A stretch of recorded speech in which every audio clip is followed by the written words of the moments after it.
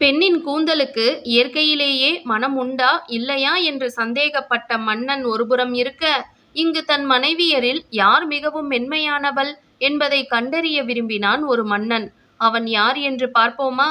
விக்ரமாதித்தன் வேதாளத்தை தோளில் துண்டு போல போட்டுக்கொண்டு நடக்கத் தொடங்கினான். வாயை மூட முடியாமல் வேதாளம் 3 தேவியரின் கதையை சொல்லத் தொடங்கியது. இதுக்கு முன்னாடி போட்ட கதைகள் டிஸ்கிரிப்ஷன்ல இருக்கு. லிங்க் கிளிக் பண்ணி கதைகளை கேளுங்க. முன்னொரு காலத்தில் வில்லிபுரத்தை தர்மதேவன் எனும் மன்னன் சீரும் சிறப்புமாக ஆண்டு வந்தான். அவனுக்கு 3 மனைவிமார்கள் இருந்தனர். அவர்களில் மூத்த மனைவியின் பெயர் தாராவளி, இரண்டாவது மனைவியின் பெயர் இந்துலேகை, மூன்றாவது மனைவியின் பெயர் தேவிகா. அவர்கள் மூவருமே அழகில் சிறந்தவர்கள், மிகவும் மிருதுவான தேக அமைப்பு உடையவர்கள். தன்னுடைய 3 தேவிமார்களில் யார் மிகவும் மென்மையான தேகம் உடையவள் என்பதை எப்படி தெரிந்து கொள்வது என்று யோசித்தான் மன்னன். இதற்கு அமைச்சர்களிடம் போய் ஆலோசனை கேட்டான். ஆண்களை விட பெண்களின் தேக அமைப்பு மென்மையாகத்தான் இருக்கும் மன்னா என்றனர். ஒரு சமயம் வசந்த உற்சவத்தின் போது மன்னன் தன் தேவியர் மூவருடன் தோட்டத்தில் விளையாடிக் கொண்டிருந்தான். அப்போது விளையாட்டாக மூத்த மனைவியான தாராவளியின் கூந்தலை பிடித்து இழுத்தான்.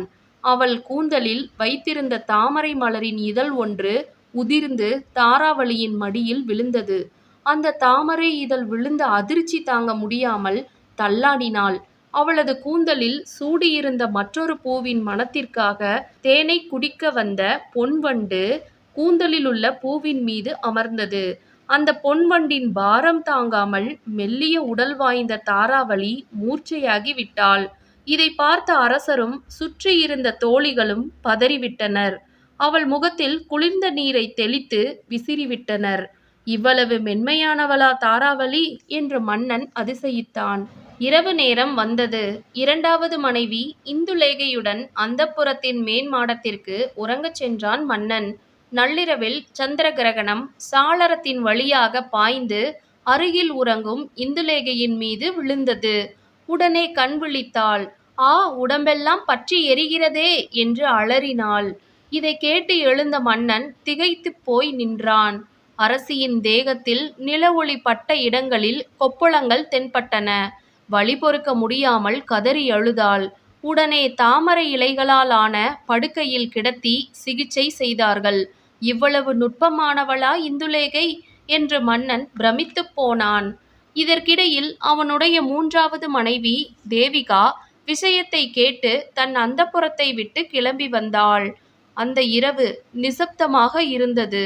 திறந்தவெளி முற்றத்திற்குள் நுழைந்து நடந்து வந்து கொண்டிருந்தாள். அப்போது தூரத்தில் ஏதோ ஒரு வீட்டில் நெல் குத்தும் சப்தம் கேட்டது. இதை கேட்ட அந்த மான்விழியால் ஐயோ, பிராணன் போகிறதே என்று அலறி கையை உதறிக்கொண்டு பாதையில் அப்படியே உட்கார்ந்து விட்டாள். உடனே அவளுடைய தோழிகள் சப்தம் கேட்டு ஓடி வந்து அவளை அந்தப்புரத்திற்கு சென்று படுக்கையில் கிடத்தினார்கள். செக்கச் சிவந்த அவளுடைய கைவிரல்கள் செந்தாமரையில் வண்டு கூட்டம் உட்கார்ந்து இருப்பது போல கன்றி போய் இருந்தது.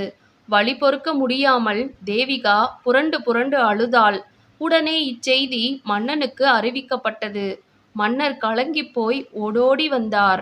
அவளும் தன் கைவிரல்களை அரசனுக்கு காட்டி, உலக்கையின் சப்தம் என் காதில் விழுந்த உடனேயே என் கைவிரல்கள் கன்றிப்போய் விட்டன என்றாள். அரசனுக்கு ஆச்சரியமும் மனக்கலக்கமும் உண்டானது. அவள் கைவலியை போக்க சந்தன தைலத்தை பூசிவிட்டனர். மன்னர் 3 தேவியருக்கும் இப்படி நடந்ததை நினைத்து 3 ஜாமங்களையும் கவலையில் கழித்தான். விக்ரமாதித்தன் கதையை கேட்டுக்கொண்டிருக்கும் போதே வேதாளம் நிறுத்தியது. கதை நன்றாக இருந்ததா?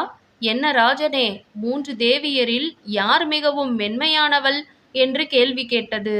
விக்ரமாதித்தன் மௌனமாக இருந்தான். உடனே வேதாளம், காளி தேவியின் பக்தன் என்ற மமதையோ? என் கேள்விகளுக்கு பதில் தெரிந்தும் கூறவில்லை என்றால் உன் தலை 100 சுக்கலாக வெடிக்கும், இதுதான் சாபம் என்றது. வேறு வழியில்லாமல் வேதாளத்தின் கேள்விக்கு பதில் கூறினான்.